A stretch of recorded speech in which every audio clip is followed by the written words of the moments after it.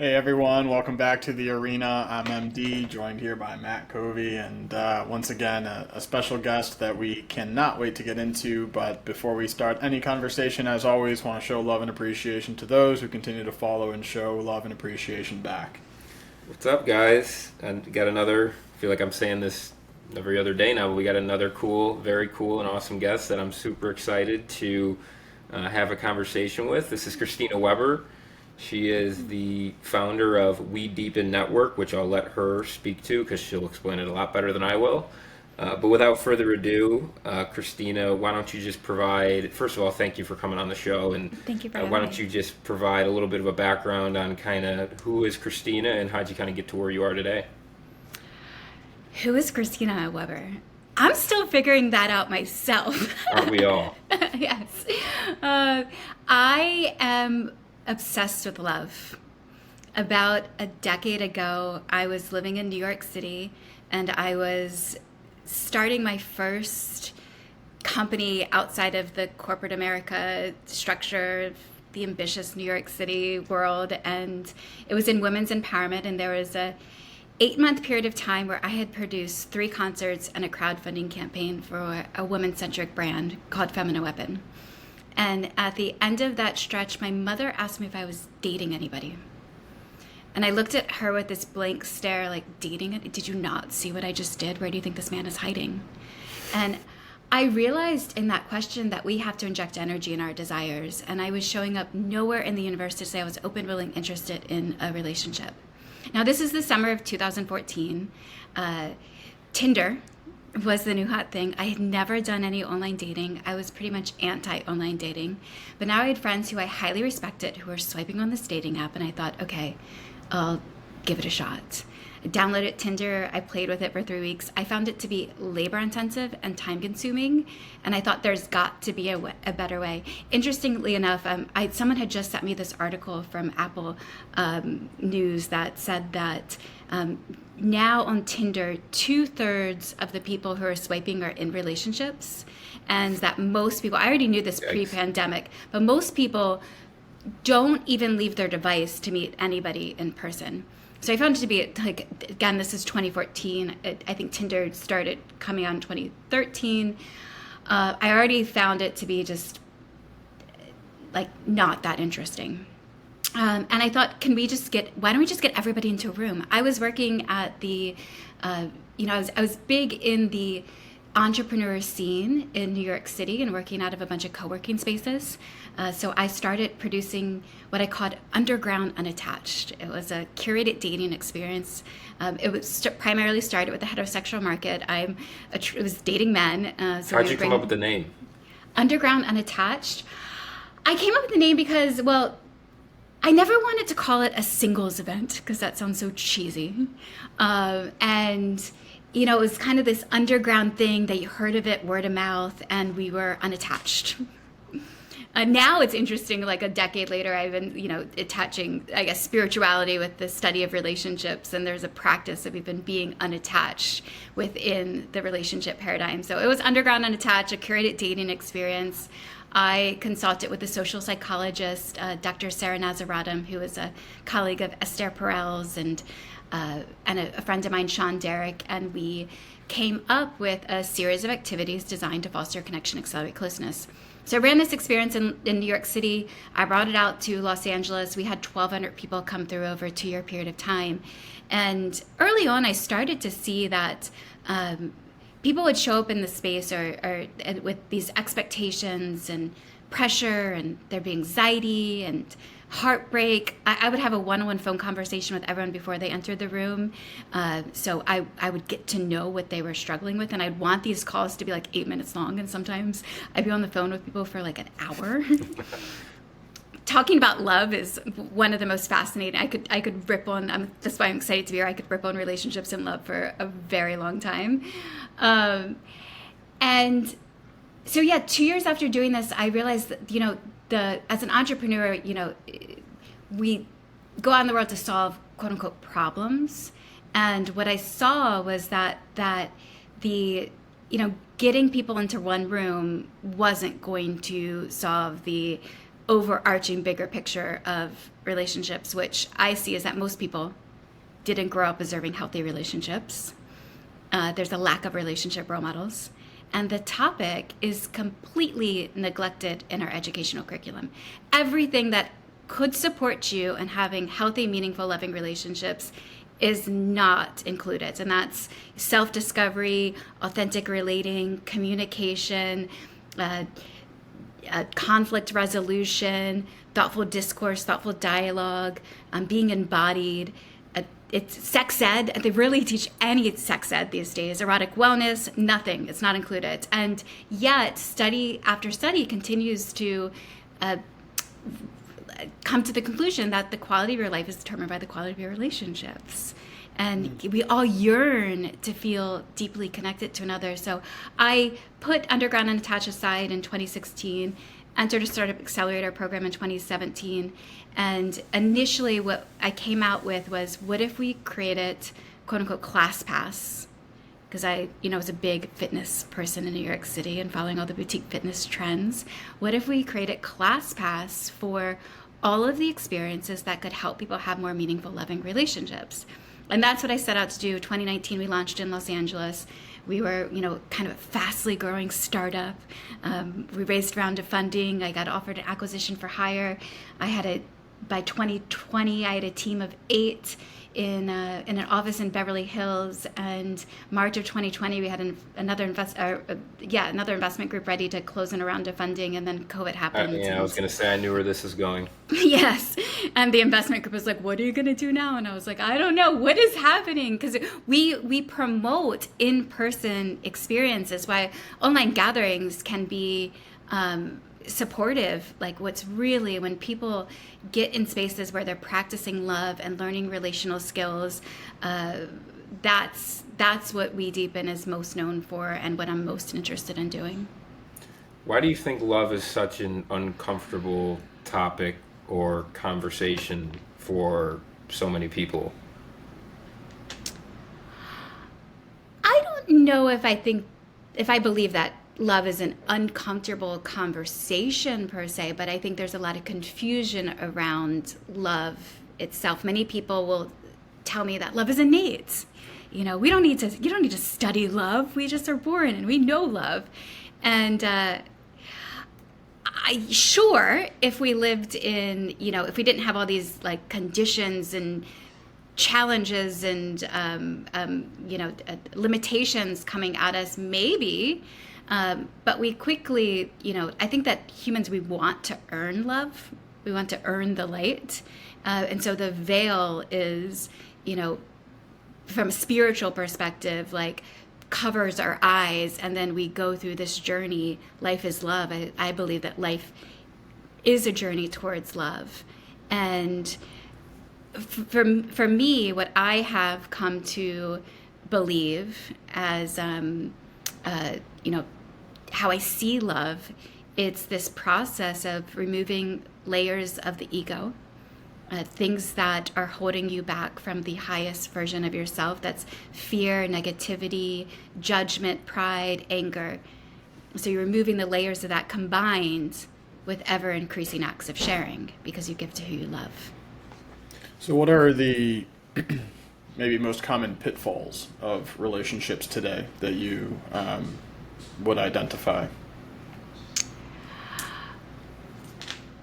I think one of the most common pitfalls is this is going to sound interesting. I've never answered this question in this way, but there's a little like self-hoarding. Elaborate. Of often, so I have a private coaching practice as well. That's, as a startup founder, but what, my business only works in scale and I'm rebuilding it right now. So I do some private coaching and intuitive matchmaking. And oftentimes people in my private practice will come to me and they'll share what they're experiencing relationally. And I get the full experience of this human being, and they tell me the true story of what's happening for them. But there's this fear of telling the other person that story for you. You might lose them. They might reject you. you might hurt their feelings. Oh, so many people are. I talk to men are scared, and women. I won't even genderize this, but they're fearful of breaking someone's heart, so they don't even go forward. They're suppressing bits and pieces of themselves. And I've done it too. The reason I can answer that is because I've been in relationships where I withheld information or thoughts that I had for these fears of that they would leave me. So what are some examples? Like how small of an example does this get? Like down to the pet peeve that you're not sharing with somebody? Is it more macro level and like significant within the relationship? Just how minuscule does it get when we say that I'm going to suppress this level of candor or authenticity? I'll give you a personal example of me, of something that I went through. Years ago, I met a man on Tinder. It was actually during the process. I used to curate all of the people from Tinder. I'd go on Tinder and I'd find all the guys, and then I would like convince them to come to this dating experience. And I met a really interesting guy through that event who was working in virtual reality, and we had this deep connection. And around the time this is, now this was summer of 2014, so 2015, there was an article that came out in the New York Times, January of 2015, that said, if you want to fall in love, do this. And it was the 36 questions. You guys are familiar with the 36 questions? I'm not, but I know I've got some homework now. Okay. I'm not familiar either. So there's a social psychologist who created a series of 36 questions that were designed to foster connection and accelerate closeness amongst strangers. They turned into a card deck. There's an app. You can Google, find all these questions. So this is, these questions just came out. This person was flying in from out of town for us to be together. It happened to be Valentine's Day weekend. It was the coldest weekend in New York City, and it was snowing outside. And so I brought out these 36 questions. I'm like, let's do these. And it was a deep experience. You really get to know somebody through this. And I shared a lot about my niece. And when he left, I had remember seeing on his Facebook page a little girl. But he never mentioned this little girl. So instead of asking him, who's the little girl on your Facebook page? Because he didn't say anything, this never came up in the 36 questions. So instead of asking that, I went to Google. And I found on Ancestry.com, it said that he had a daughter. And instead of asking him directly the next time I saw him, I was like, hey, do you have any secrets? Because I had a secret, and then I found out some secret that I could confess in the moment. And he shared, he's like, well, yeah, when I was 19, he was a really smart guy. This man had started 54 companies by the age of 39. And I was fascinated by his brain. And this went on for probably 4 months, that instead of asking him directly, I tried to get him to tell me about this daughter, until one day I was actually where you guys are in Chicago. We met up. We were in a long distance relationship. We met up in Chicago, and it took me 3 drinks. I don't even drink anymore, but it took me 3 drinks of alcohol and a full weekend, actually, well, let's say months before that, to finally muster up the courage to ask him if he had a daughter. So he was scared to tell you, and then you had a fear of asking. Exactly. And when I asked, I learned that it was a very sore subject. His ex was blackmailing him for money for the child, and was, taking. There's a lot of soreness within the situation for him that he didn't want to talk about it. So what I'm gathering is that when it comes to this topic of relationships, like, we need to be fully comfortable and loving ourselves prior to maybe looking for someone else. Is that accurate? I see you kind of going back and forth here. Like, I want to get your response to that. Well, I think it's being comfortable and confident enough to say what's actually on your mind, and sharing yourself authentically. like really fully expressing yourself and not holding back. Now, I've learned that in all my relationships now at this point. It's like something comes up, I say it right away. And, I might, like preference it in saying like, hey, this is really uncomfortable for me to share. But, when we played this 36 questions and then you left and I looked at your Facebook and I saw that there was this little girl and I was so confused of why you didn't tell me about that little girl. So just being totally honest. Totally honest. Totally honest. We hear those. I mean, that was around the time like Brene Brown was, preaching vulnerability. And I was like, okay, great. When I go out on dates, I'll be like, when I was a child, this is what happened to me. No, it's actually being fully authentic moment by moment about what's happening inside of you. And I guess you said this way, did this like, not quite sure. Self-love. I mean, self-love to me is self-esteem. It's really like being like knowing yourself and then sharing that self with the world. So I want to get back to the because ultimately we were talking about one of the pitfalls being a lack of authenticity or a lack of honesty up front. It's pretty straightforward why he was hesitant on sharing about his daughter, and I get that over time, like that needs to surface out. But more so fascinated by your hesitancy to ask. You kind of admit to yourself being a culprit of the own like pitfall, right? Because you're probably, I don't want to put him on the spot. I don't want to frustrate him. I'm fearful of ruining something that maybe is good. Is that along the? I'm just trying to understand the pitfall in the example you shared. Yeah, like why didn't I just say it?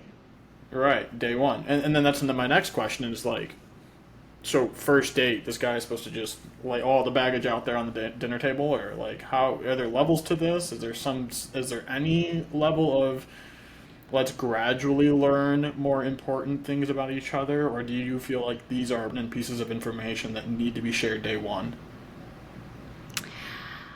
I don't necessarily think there's any need to share. It's there. So there's 4 principles of a conscious relationship that I now live by, and if I was living by them in that moment, that wouldn't have happened. Okay. Can we get And them? yeah, those 4 those 4s, number 1 are no attachment to outcome, growth comes first. So for that particular example is that if I was attached to like this working out with him and I was concerned that I think, first off, we're very intuitive. Humans are very intuitive. So I could sense there was a sore spot there, but I didn't understand where that was coming from. So I just shut down. My system shut down. I don't know how to do this. And we were in a long distance relationship, which is one of the challenges of dating in distance, is that you're not seeing the person again and again and again. So every time we would come together, I would just want to be in like the fun of it. I wouldn't want to bring up anything that was like a hard conversation. So number 1, no attachment to outcome, growth comes first. 2, both parties agree to own their own shit. 3, all feelings are welcome and no internal process is condemned. And 4, the relationship is a place to practice love. Now, I say the relationship is a place to practice love, but even in dating, all of these 4 principles can be applied. When you say own your own shit, is that like be accountable? Or are you talking about like own your tangible assets? Is that No. like No. codependency and really like being the opposite of that? It's like don't blame somebody else for your own experiences. Oftentimes you want to go into and be like, you did this to me. Mm-hmm. You can have your own feelings and your experience, but don't blame somebody else for it. And also, yes, be accountable for your own individual actions. And I think that applies to life too. I mean, most certainly relationships, but Well, the first 2 for sure. yeah. I preach it in sales coaching. Just detach from the outcome, focus on process and growth. Yeah, and I think that's hard for I mean, I know I used to, like, you go on dates and it's like you're afraid of saying something that might rub the other person the wrong way because you haven't gotten what you really wanted yet out of the relationship, or you haven't gotten what you said, and so you kind of hide certain things until you get said thing. Like, I know I've done that before, and I've realized how, like, unhealthy, not only unhealthy, but how unfair it is to the other person. And so I guess my question for you, Christina, is like, how often are you seeing people self-abandon when it comes to relationships, especially early on? Like, I think I hear stories oftentimes of people, like when they ask how, and it's something so little that, like, really it doesn't matter, but like, oh, I like, hockey and I like this, and the other person who maybe hates hockey, oh, me too, I love hockey. You want to be agreeable to perceive like you're more like that person. And so how often do you see people kind of self-abandon from who they really are? For the sake of the outcome, right? Often. And I say often because we're living in a lonely epidemic. Like, people are longing to be in connection with another human being. And our environments aren't set up for that. We're living in apartments. Like, literally, we live apart from each other. So when you have this, like, deep longing to want to solve this area of your life, most people are just like, I just want to find him or to find her, and to be in relationship. I don't want to be alone anymore. And when you go at it with a place of like, you don't want to be alone anymore, all type of distortions can happen, because you're coming from it from a place of a need, and it's and it's real. It's like a real thing that's happening. 60% of Americans report feeling lonely most of the time. Wow, most of the time. Yes. Wow. So what's the more appropriate thought? Like, how should we be rethinking that idea of needing or really wanting to be with someone? Like, I need to find someone. Well, if you put growth first, like if you commit to, hey, my life is a journey towards love, and to really have healthy, epic, meaningful love, I have to know myself so well to be able to share that self authentically with another human being, that it's a lot about, it's your inner work. So if you're doing your inner work, then you're coming to that place. And I don't believe that, like, a complete person meets another complete person. Like, we're all in our own journey. Like, you don't have to, but also even just having an awareness too, that that's what's happening for you. Like, I'm feeling lonely, and I don't, get no attachment to outcome. Growth comes first. So if you're, you can feel lonely and connect with another human being, but if you're putting growth first, oftentimes people are like, should I break up with him? Should I be with this person? I'm not quite sure. Well, I always like to ask, like, where's the growth happening? Is growth for you in connection with this person, or is growth for you pulling away and going and doing the inner work on your own without this person? Like, can you grow together, or is it best for you to grow separately? And also too, there's this illusion that there's not enough people, and people are not even necessarily going into spaces where people who have similar interests to them or lifestyles are at. There's always that question of, like, where do I meet somebody? And most people who are swiping on dating apps are feeling some type of fatigue and not interested. And we all have, we all know stories of couples who have met on dating apps. It's not that they don't work, but it's a yes and to also getting out and experiencing and enjoying your life. And that's when you're more inclined to meet somebody, when you're in states of play and joy and fun and vibrance and bliss. Wow. Did you take improv? Have you ever done improv? 'Cause I just heard the yes and right there. Yes, I have taken improv. Oh, yeah, yes. Mike, I think you're probably our first guest where I can relate that to. Yeah. Go ahead. Yeah, I mean, so you talked about 60% of Americans feel lonely most of the time, and then you also had mentioned a need for love. I just want to be clear that um, you're talking about an intimate companionship type love, and is that a need of its own, separate from being able to satisfy such need with, friendship type love or relative familial type love? Well, first off, I do want to make sure that I state this 60% accurately, because I actually just pulled this stat today, and it says that 60% of people in the U.S. regularly experience feelings of loneliness. Got So I it. want to take out the most in time. It's not part. It's regularly experience feelings of loneliness. Got it. So your question, if I revert back Yeah. to the question. Essentially, just when we say that we feel lonely and we need to love or feel loved, I want to be able to delineate that this is an intimate companionship level of love, and that is separate from being able to satisfy the same need via, let's say, friendship type love or familial type love. I think they go hand in hand. I've noticed for myself that during the, which is it's kind of paradoxical. Uh, during the pandemic, I went and lived with my family in Maryland at 40. While and I found myself during that period of time like swiping on dating apps and feeling like where is this person, like I've been dating for so many years of my life and I haven't found him and I need to find him.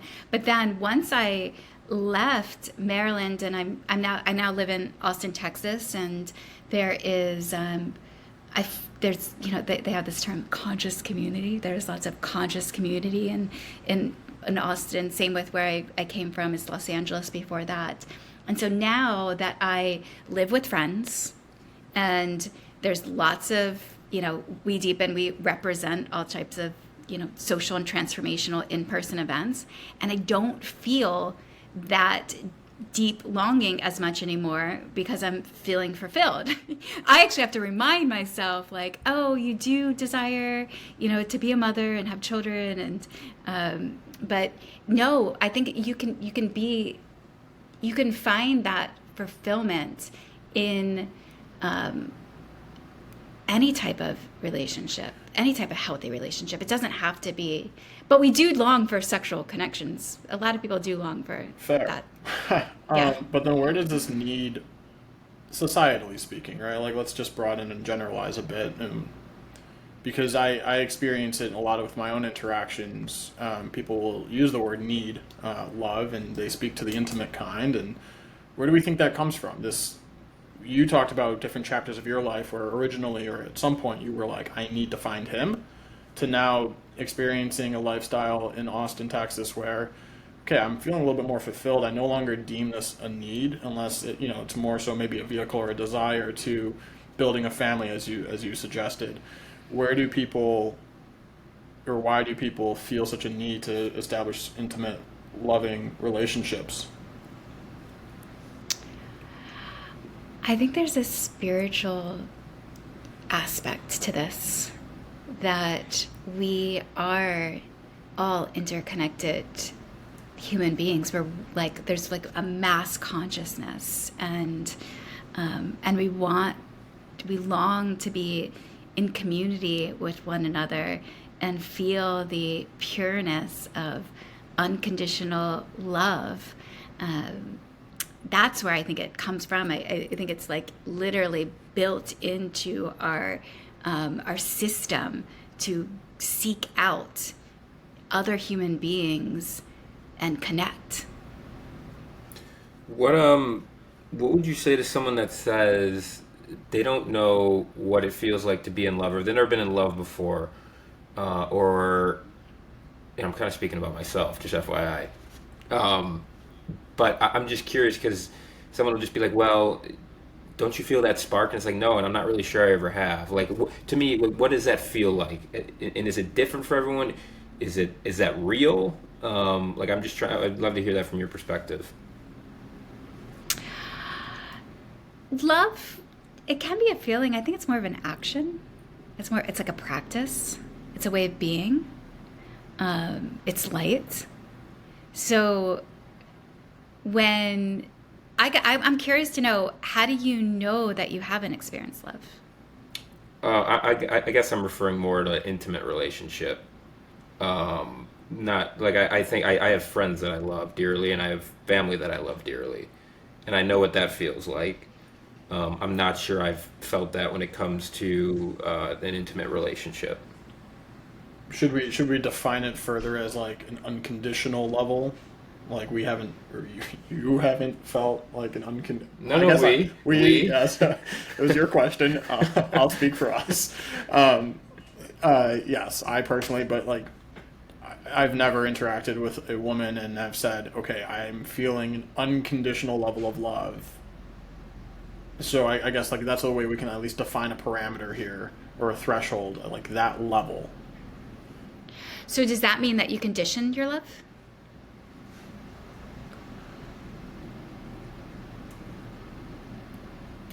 I mean, perhaps I had an outcome in mind. Perhaps I had a picture painted for what it ought to look like or feel like. But I guess I struggle with understanding falling in love, the phrasing. Because that feels like you're flailing, falling through midair and out of control and into a state of being, as you had mentioned. Before this conversation came into it, viewing it as an emotion, but you can call it a state of being and an action. I agree with that. But to me, that feels like you're out of control of that state of being, and so I wonder what that feels like. And I guess going back to your question first is like, how do you know when you're in that state of being? Yeah, like for example, I had an ex-girlfriend that I dated for a long time, and I would say I loved her, I cared for her, but I was never, they say the difference between love and in love, and I really do feel like there's a difference there, and I think that's where the kind of delta was for me. Did you find that you were withholding pieces of yourself in that relationship? Absolutely. I mean, I got into that relationship for the wrong reasons. Gosh, I hope she's not listening to this. But I did, it is what it is. I got into that relationship for the wrong reasons, and I was not who I am today, and I wasn't authentic to myself. Okay, so that makes sense that right. There was a confusion aspect to it. I remember, when I was dating in my 20s, there was a thing of, when you got in a new relationship, you wanted to make sure your new partner didn't love his ex. You don't love your ex, do you? And now, now that I'm 42, if I'm connecting with somebody, like I for sure want them to love their ex, and their experience that they had with them, and I want to almost honor that connection because the person who's in front of me today is partly there because they had this experience with you. So. Yeah, I would then it makes sense to me that you haven't necessarily fully felt love, because I can feel it now. I can arrive at it very easily because it's my own, like this isn't going to sound like the most of, I guess, a celebrated answer to the question, but you fall in love with somebody and fall. We'll come back to that in a moment. But you feel love in connection with someone when you love who you are with that person. Ooh, okay. I like that. And it's because you're being so authentically you. You're being the highest version of yourself inside of that connection. Is there a process to that? Like, do you have to figure out how to do that just on your own first and be truly authentic to who you are to yourself first, and then start to build that with somebody else? That's kind of what I was asking earlier on, or what I was trying to understand earlier in the conversation. No, because I think it's a journey. I've dated so many people at this point in my life. Like, I think that, a decade ago, getting into this work, God was like, oh, you want to help people with their, dating and love life? We're going to send you all types of relationships so you can go through that journey and learn from each and every single one of them.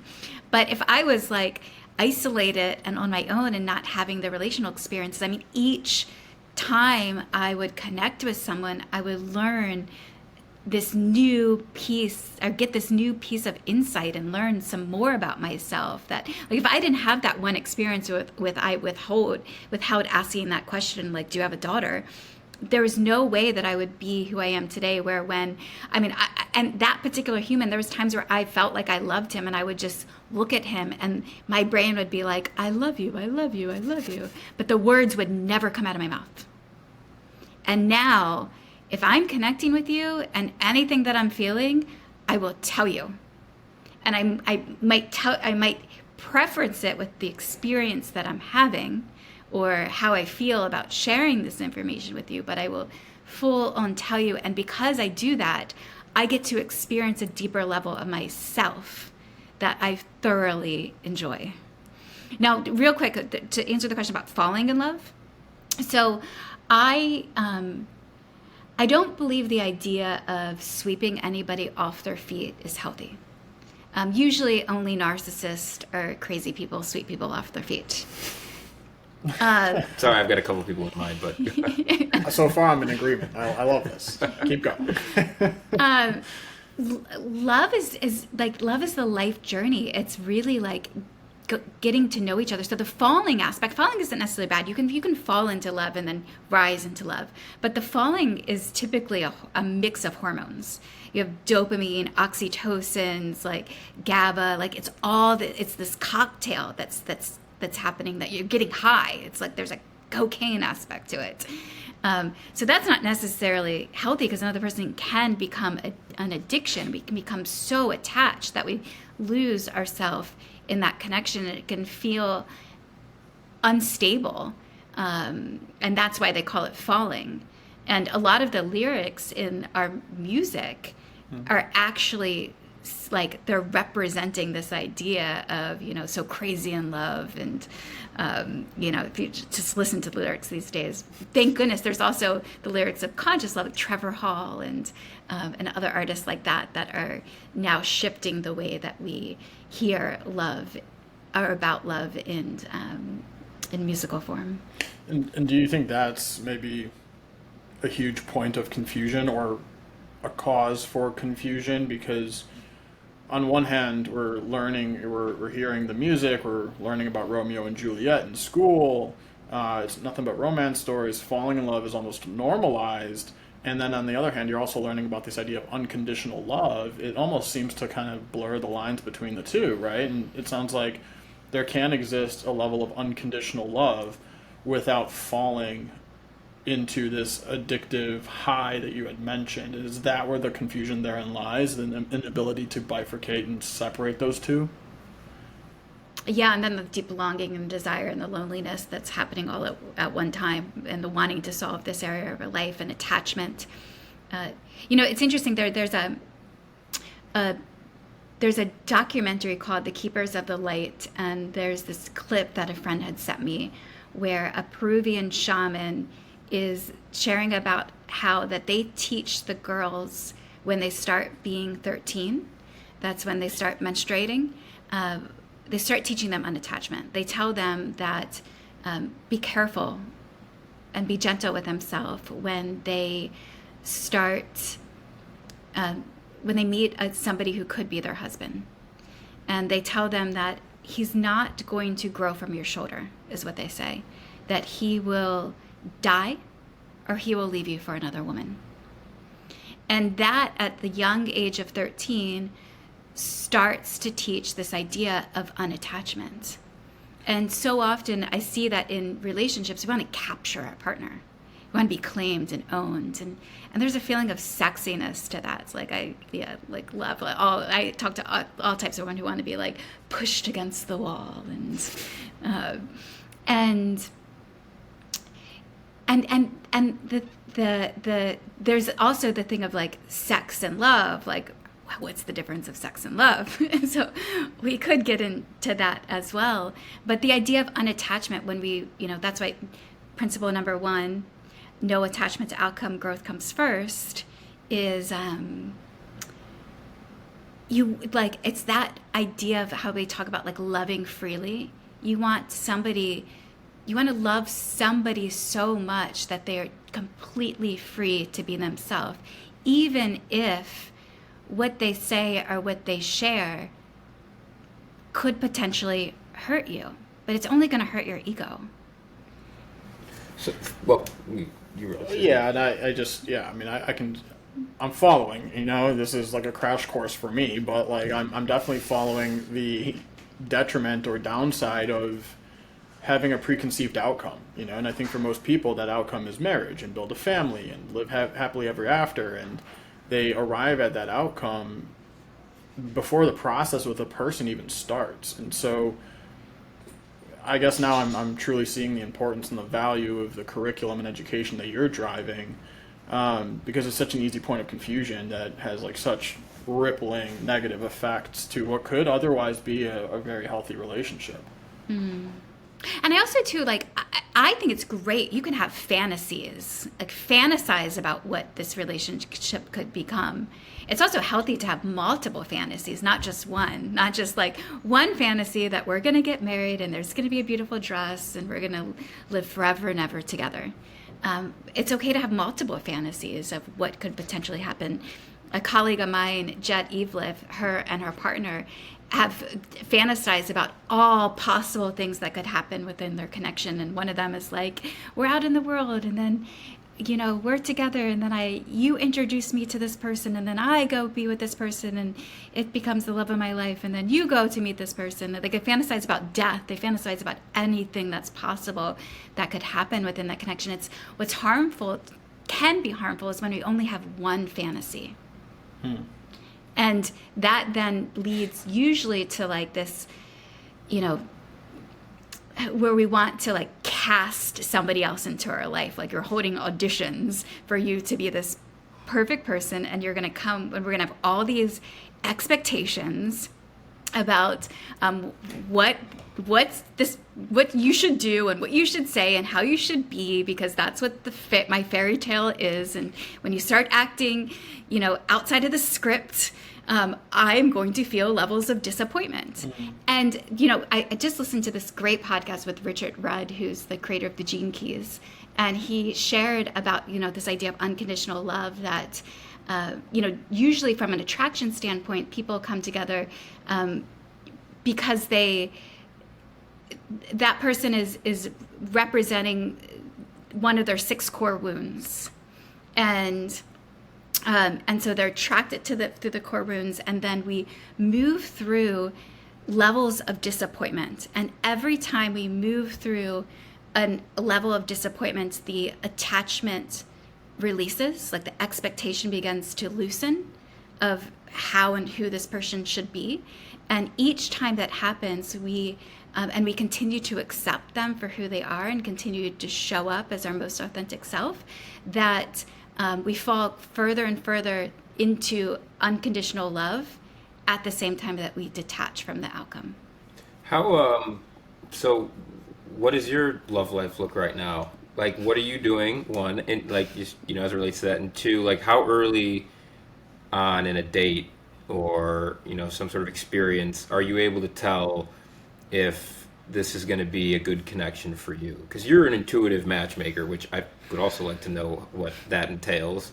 But like, how early on can you tell, and what do you look for? Like, what kind of questions are you asking? Oh, we're going to get into my personal love life. How fun. It's, nowadays well, first off, like, I'm practicing what I'm preaching, those 4 principles. I am dating. I have been in a dating experience with one person in particular for the past 6 months. When we first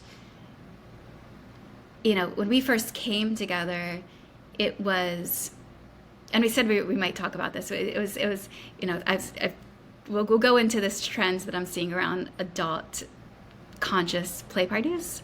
All right, let's dive in. But for me, I'm 42, never been married, although I did marry myself. So I did host my own wedding at about a decade ago in New York City. And I have spent, there's been like in the past decade of being, in and out of relationships, there's been times where I wasn't sexually intimate with anybody for like a year here or another year there. And so in my 40s, I don't want to do that anymore. Like, I want to feel and connect intimately, not with like lots of people at all, but have a practice partner or a tantra partner. So this person that I have been dating since January, we first came together because really wanting to like be play partners in some way. And he was a year and a half out of a 17-year marriage. And I, never been married before. And he has two teenage children, and no desire for more kids. So usually everybody out there in the world would be like, Christina, if you want children, don't date a man who doesn't want children. But we ended up doing it anyway, essentially out of wanting to, have an intimate experience, and it's continued now since January. So it's been about 7 months, and because he hasn't arrived, or maybe he never will arrived at wanting children, I have to believe at face value of what it is.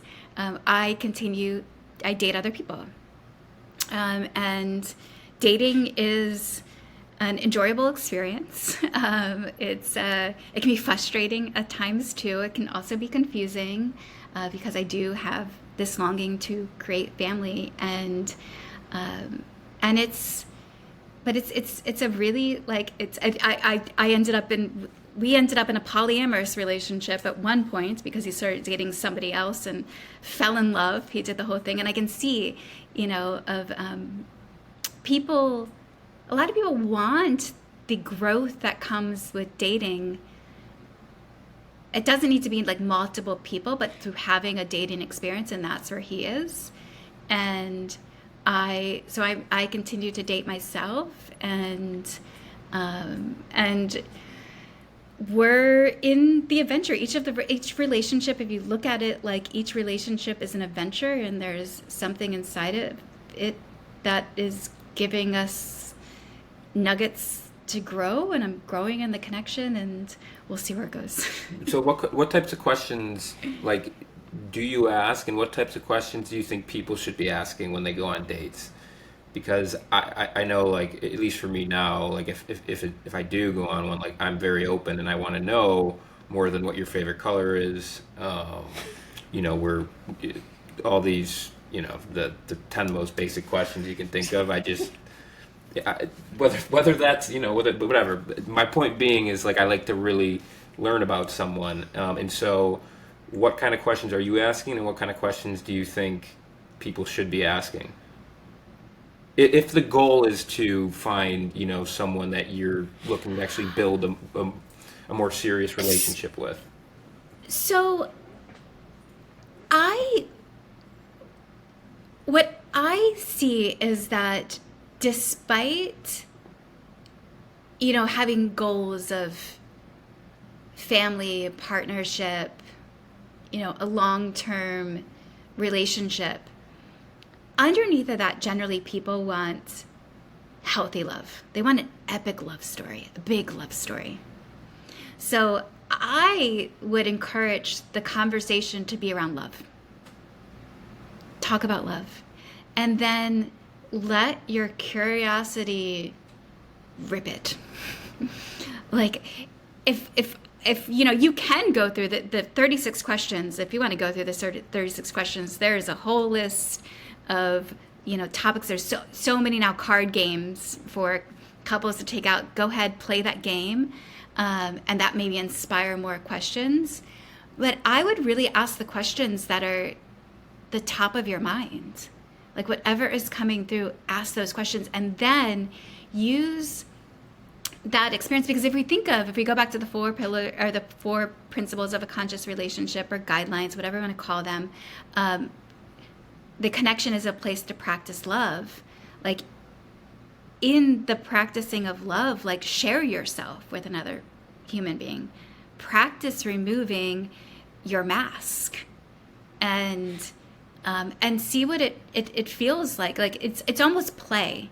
I recently facilitated Jet and I, who I mentioned before. We were at the biohacking conference a couple weeks ago, and we facilitated the playful portal,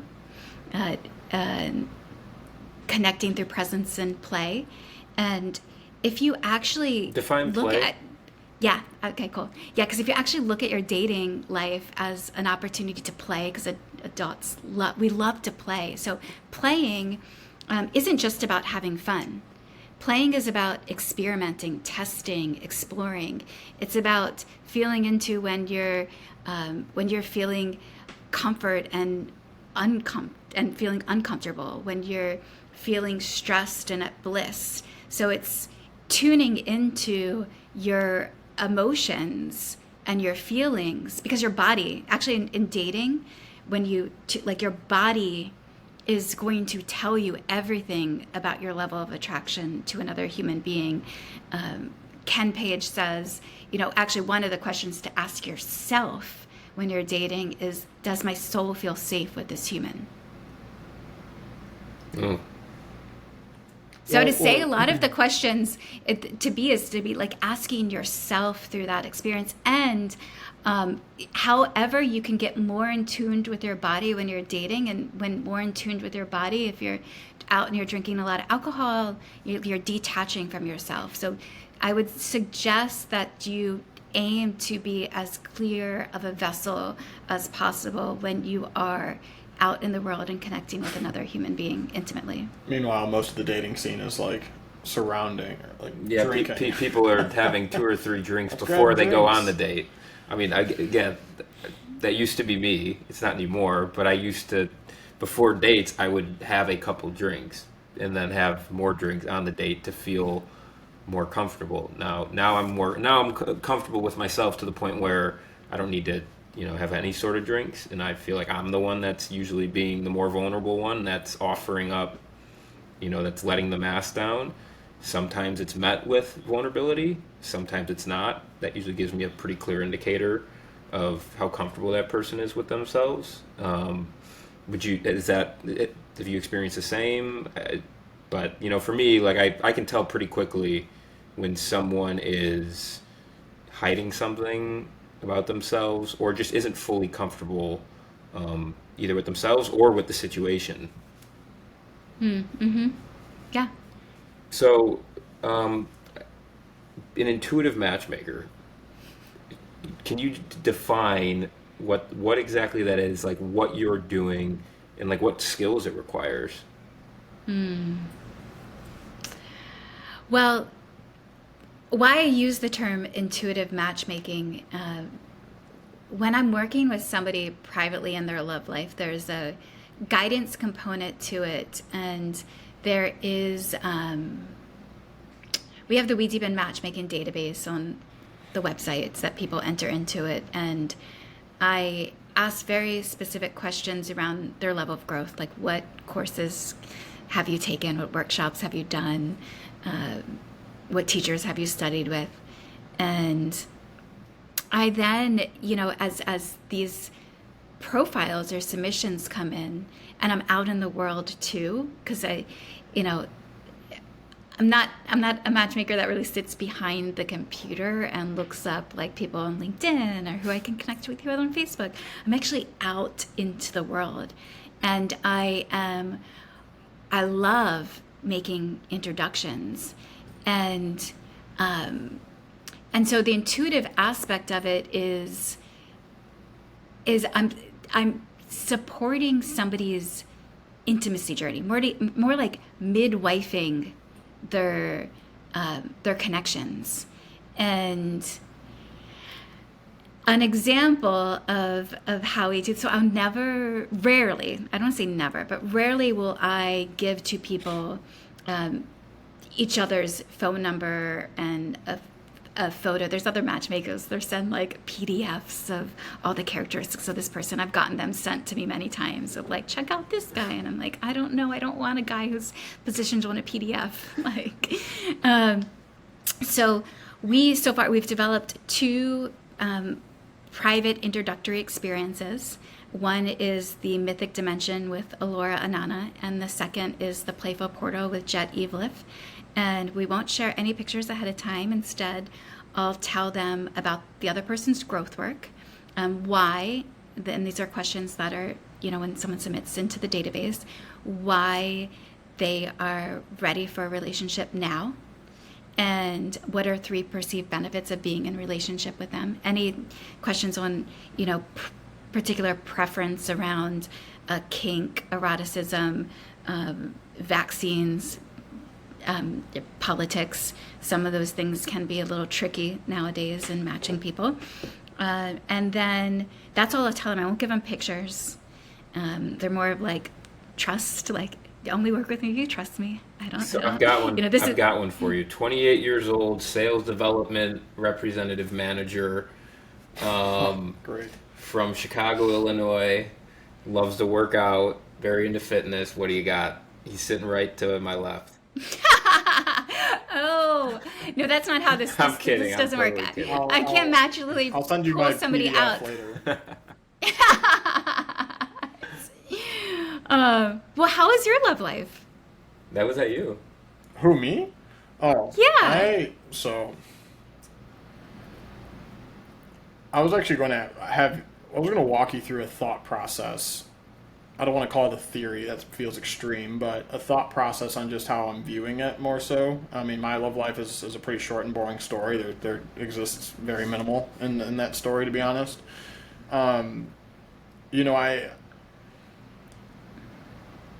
I think about it as, right now in my life, I don't feel drawn towards like seeking it. I don't feel that I need it. I feel very occupied right now. I feel very comfortable in solitude, if you will, which I would say is the maybe positive connotation to loneliness and being alone. I feel at solitude. I feel at peace. I feel at my best, in fact, my introverted self when I'm alone. I think one of the quotes that really resonates with me is like, if my alone time is a 10 out of 10, I would need somebody in my life that would be, if I'm going to spend my alone time, or if I'm going to spend time, I'll still have my alone time, but that time spent with somebody else would need to surpass that. That's not necessarily like a fully fleshed out idea, but that's kind of like a perspective as of right now where I'm at in my life. So the thought process, I guess I would want to walk through and just trying to maybe summarize some of the talking points that we've had in this conversation has been, as far as unconditional love goes, we've said the word, like, I need this, like, I need to get married, I need to have kids, I need to fulfill this fantasy or this idea or this vision, this end outcome that I've already predestined for myself, and this one idea, not many different ways that this can go. And it makes me think that we toss around the word need almost like figure of speech, when in reality it's more desire. And I bring this up because, what do we actually need in my mind is water and food and shelter. Well, if I have an unconditional need for water, I'm not going to care what brand it is. I'm not going to care if it's a cup or a bottle. If I have an unconditional need for shelter, I don't care the color of the walls and the interior, or, the color of the roof, right? A need for food, I don't care how it tastes. There's an unconditional, I guess, association with some of these things, and I just wonder, like, when people say I need to fall in love, or I need to find him, or I need to fulfill this destiny, is it really speaking to a desire? And in that reason, is that why this does not become unconditional? It's because we've already set out conditions for how this ought to look and how this ought to be. And that's where I start to struggle is, as I've started to go through this thought process, I've started to take a step back and say, okay, this to me is more a desire. Is this what I want? And as of right now, the answer is no. But I do think longer term, I do want to build a family. I do want to, have kids and protect and provide and do all of these things. But in this moment, do I want a companion where I can feel unconditional love? The answer is no. Some of the greatest men I know in their, late 30s, 40s, 50s are men who actually lived in solitude for periods of time when they were in their younger years. So I think that's a great, I hear you in that process, and stay in that process for as long as you feel in tuned with that process. I think you'll get a lot, like it'll create, you'll going through this process, you'll be a better father and a better significant other to somebody when you are ready to step into that role. Desire, I agree. Desire versus need. A lot of times we wake up every morning and what gets us out of bed is our desires. We have a mission, there's a goal, there's something that we want to achieve or do, or, and especially when that goal is something bigger than ourselves that we're serving, helps us serve love out into the world. Generally, from an attraction standpoint, women, although they might not always, and I'm talking very specifically right now in this moment, I realize around heterosexual relationships. And the reason I'm talking about in this moment is because there's also a biological thing within inside of us to procreate, to go and have babies, to maintain, the population of humanity on Earth. And that urge for sex does live inside of us. However, for men, it's, generally if a man ejaculates, you lose energy. Like you'll lose testosterone for a moment, and you'll become more lazy for until that rebuilds back up. Women, it's different. We don't do that. We can orgasm all the time every day, and we're not going to lose any energy. It's going to be a great experience. And I've heard from men when they practice abstinence that they are they have greater levels of clarity.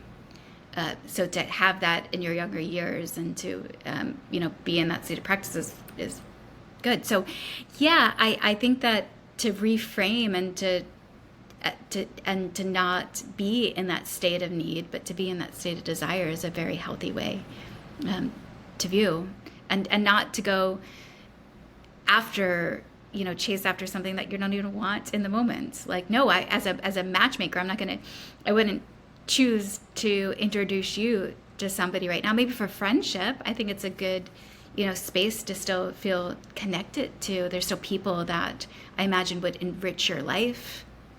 And maybe, is that a starting point, before somebody goes to you and says, well, this is what I'm looking for and who I'm looking for and what I'm looking for in them. Do we start, maybe we take a step back and ask that person, well, why are you looking for this? Why is this important to you? And I think from there we have a whole spectrum of, where is this desire stemming from? Is it stemming from a deep internal longing, or is it stemming more from external conditional factors such as, well, the friends around me are getting married, so I feel social pressure to do it, and I'm tired of answering my aunt and uncle at Thanksgiving dinners as to why my dating life is empty, right? Do people desire something maybe just influenced externally more so than internally driven, and is that a starting point? Ask that question again. Do people's desire for a relationship, do we ought to start with why somebody desires a relationship? I mean, that's one of the questions in the submission form is why now? Why now are you ready for a healthy relationship in your life? I think that's a very important question. And I have to share a little when you ask that question of you're at family dinner and they're like, why haven't you found the person? Where are they?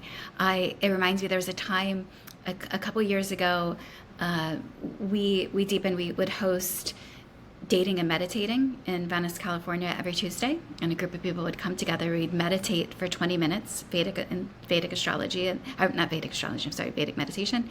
And then we would hash out a relationship topic as a group. And one of the guys who was consistently came said to me one day, "How's your biological clock?" Ooh, Now, I was question. 38 at the time, and I remember answering the question like, in a very level-headed way, like I'm fine. I feel healthy. I'm not too worried. I'm in my process. I'm meeting lots of people.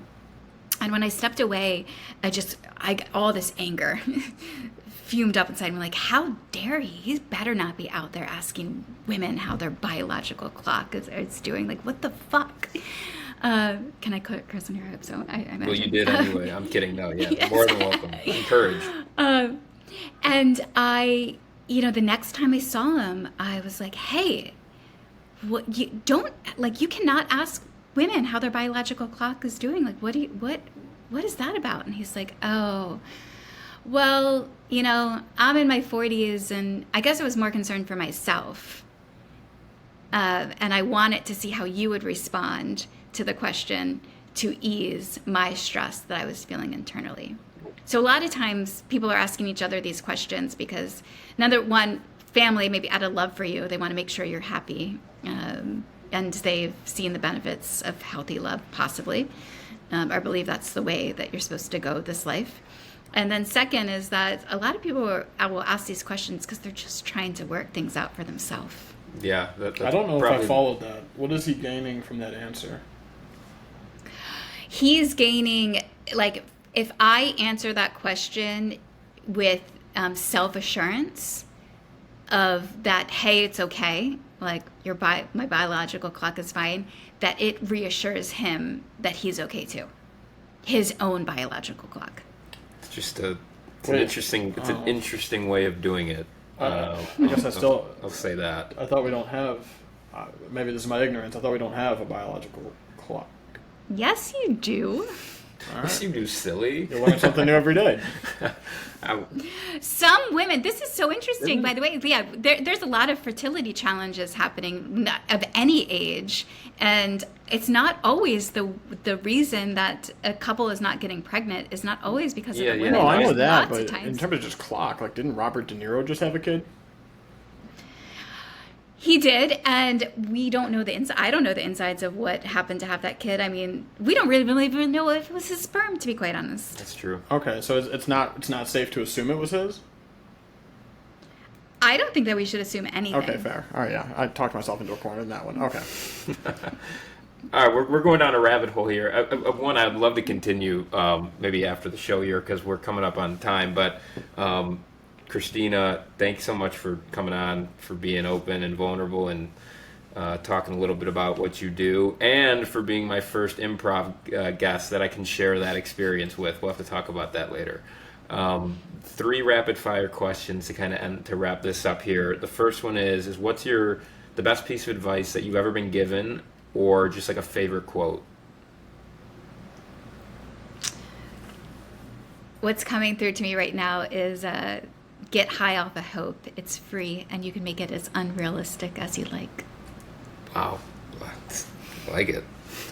We've had some good ones lately. All right, the second one. What if you could have dinner with anyone in the world, dead or alive, who would it be and why? I just had dinner with him recently, Daryl Davis. I'm making... Daryl Davis, he is one of my living icons, mentors. He has converted over, oh gosh, I'm blanking on the number right now. He's hundreds of members of the Ku Klux Klan outside of the Klan. He's a black man. He would befriend members of the Ku Klux Klan. I have heard of this guy, yes. Well, congratulations on having dinner with the one person that you would in the world. I haven't had dinner with Kevin Hart or Mark Cuban yet, so... The second person, though, is Esther Perel, and through following her work, is how WeDeepen was built. I essentially listened to all of her teachings and built the organization that she essentially through her words has painted. She made it up.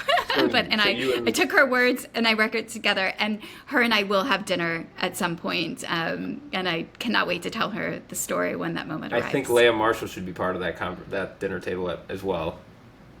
Yeah, she will. Leah and Marcia and I did produce Relate Fest together for people who are endlessly curious about relationships. Yeah, that's awesome. All right, lastly, what do you like to do in your free time, just hobbies? I like to do in my free time, I don't have a difference of free time versus all of my time is free. Like, it's all, I do what I love to do on a daily basis, and all days merge together. I don't really know the difference of weekends versus weekdays, except that more people are available to hang out and more gatherings are happening. But this is what I like to do. That's awesome. You're living out. Yeah, that's great. I'd love to be there one day. Anyway, we're going to sign off here. Thanks again, Christina. We really appreciate it. Thanks for having me, guys.